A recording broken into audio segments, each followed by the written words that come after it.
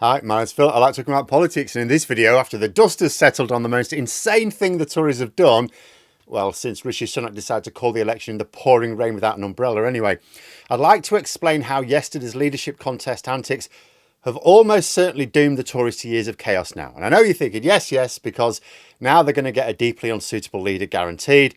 Well, there was a chance that was going to happen anyway. No, just the way yesterday unfolded creates extra chaos. But first, for daily political commentary, please click the subscribe button so you don't miss out. So, yes, some of you may be thinking, look, if Cleverly had gone through as he should have, he could still have been beaten and they'd still have ended up with either Jenrick or Badenoch anyway. So what's the difference? Well, it's the way it was done. Jenrick and Badenoch started out as the leading figures in the leadership contest back in the summer. If they'd have just had a shorter contest, as some of them wanted, you'd have probably ended up with one of those two anyway. So the reason why they went, and the reason why they were the front runners, by the way, was because they'd been working on their leadership campaign for a long time, before the election was even called. So they had a head start. But there were other Tories who go, hang on a minute, we were actually helping the party win the election here. So they decided to go for a long contest, I said at the time, to give those who were actually trying to help their party and not themselves establish their own credentials. Well, they needn't have bothered with how it's turned out. But also, it's usual for the two candidates making the final ballot to represent differences. Like, you usually get a vaguely sane candidate and a rip up the rule book lunatic. The lunatic usually wins, of course, but at least there's a choice. There will now be a massive chunk of the party membership who do not get to choose their preferred sane option. Particularly damaging when Cleverly was actually considered to have had a decent chance of winning. You've now got tens of thousands of Conservative Party members who feel that they are now being asked to choose between two candidates, both of whom represent essentially the same choice. There are differences in approach between Badenoch and Jenrick. Jenrick is all anti-ECHR, banging on about immigration. Badenoch's much more about the culture wars. But both of them represent leaders who want to occupy the ground held by Reform UK and yet are too afraid to attack either Reform or Farage to do so. Then there's another problem. The two candidates on the final ballot got almost exactly a third of the votes each. So MPs have basically been unable to give clear support to any candidate. If the membership vote is also close, it will mean that the eventual winner would have a very weak mandate for their party. It also means that the losing group will feel justified in attacking any policies or moves in general that they don't like, as, well, you don't really have a mandate for that, you need to compromise. It's almost guaranteed infighting until MPs decide to bin them and start again, which will almost certainly happen long before the next election.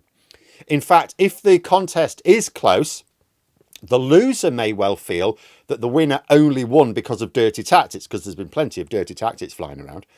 They may also feel that they'd have been on the ballot with Cleverly and beaten him. So they may, let's say Badenoch wins, Jenrick may think, well, you shouldn't have even been on that final ballot, really. It was all because of that cock-up that been Cleverly. And you might think, well, Badenoch finished ahead. It's like, yeah, because a lot of people were voting for Badenoch when they'd have actually preferred to vote for Cleverly. Lots of ways for a thin-skinned Badenoch or Jenrick, whichever loses, to feel that they should have won, that they had their victory stolen from them, and therefore justified in undermining the winner over the next couple of years. It is a recipe for Roman-level intrigue here. One Tory MP said that they should change the way they elect leaders so that they just vote for the candidate they want. And you say, sure, they could absolutely do that. They could have a single round where you have a transferable vote system. Just put down your first preference, second preference, third preference, and just do it in one fell swoop. Let the top two go to the members. Absolutely, you could do it that way. But the system they have is actually very good at preventing the worst option from emerging. It's just that Tory MPs are morons hell-bent on self-destruction who are too stupid to use it. The majority of vaguely sane Tory MPs, they know there's no way to stop a crazy candidate making it onto the final ballot. Remember, a good third of Tory MPs are either suffering the emotional scars from abuse at private school or as high as kites, sometimes both. So there will always be enough votes within the parliamentary party to get a lunatic on the ballot. But the multiple knockout rounds actually allows the rest to vote tactically in a way to at least stop the worst option. However, for this to work, the vaguely sane MPs have to agree which the absolute worst option is, and then have the basic level of intelligence needed to coordinate their efforts on the sly. You would think MPs would be good at skullduggery like this, wouldn't you? But no. The system falls down because they're actually too stupid to use it. This is why I think the difference between a good government and a bad one is that a good government has maybe 10 people who know what they're doing. Make one of them the leader, put the rest in charge of the departments whose results matter to your key voters, and hope the rest don't balls things up too badly. The Tories didn't even have this. To think the Conservatives went along with Brexit in order to maintain party unity. Remember, most Conservatives thought leaving the EU was a crazy idea. Even the Eurosceptics, a lot of Eurosceptics, even they felt that, yes, they didn't like the concept of the EU, they wish it didn't exist. But given that it did exist, it was better to be part of it. And this leadership contest is a direct result of Brexit. It's not just a weird offshoot. Neither Jenrick nor Badenoch's positions could possibly be supported by a significant portion of the party were it not for fear of Nigel Farage and Reform UK. Back in 2015, it was fear of Nigel Farage and UKIP. Same shit, different paint job. Yesterday, someone asked me to discuss how this result will impact Labour. I mean, that can't really form the basis of a standalone video because it's fairly simple, but I'll give you the answer I gave them. Any visual representation of what this means for Labour would basically be footage of Keir Starmer laughing like someone had fed him space cakes. In the short term, it means the next 3 weeks leading up to the budget will be peppered with articles about how Jenrick and Badenoch are slinging mud at each other. It's already begun. This is because there's no great difference between them in terms of political position. So there's not going to be a philosophical debate over the next couple of weeks. Usually these contests are between candidates on opposite wings of the party, so it all gets very philosophical, or at the very least they're separated by a significant difference. But the stunning cock-up yesterday means they're both pitching along similar lines. They've got some policies different. So they're going to pick on those small policy differences and each other's character, because that's all there is to distinguish them.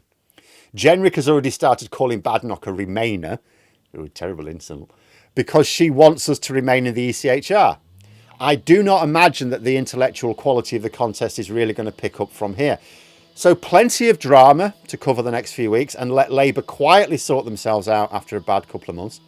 Then over the next couple of years, as Labour need to wait for the results of their initial policies to pay off, they can be almost guaranteed that the new leader will make an arse of themselves at regular intervals and distance the party even more from the voters that Labour's targeting. And then, just as those results come in and Labour can point to the benefits of a Labour government being in the present instead of the future, because at the moment it's all, we're going to do this, this is going to happen, this is going to happen. As soon as they can say, look, it's now happened, or some of this stuff has happened, we've shown that we're making progress, the Tories will melt down. They'll ditch their leader and select the next useless article in line. And then, as a bonus, Boris Johnson will probably want to come back and add to the chaos and infighting. So even if the Tories at that point realise they've moved too far from the centre, which is far from certain, but they will now have a tougher time realigning because Labour will have pitched their tents. They should be able to show tangible results at this point. Basically, Labour MPs are very happy after yesterday afternoon. Lib Dem MPs are ecstatic as well. They're probably all happier than they've been since the day after the election, which is not a great thought for any Tories looking at this with a rational mindset, because the people who are pleased about this are Labour and Lib Dems. Reform UK will be quite happy as well. And because there's a final bonus to finish with.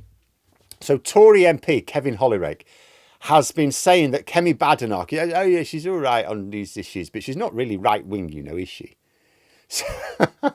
So she wins.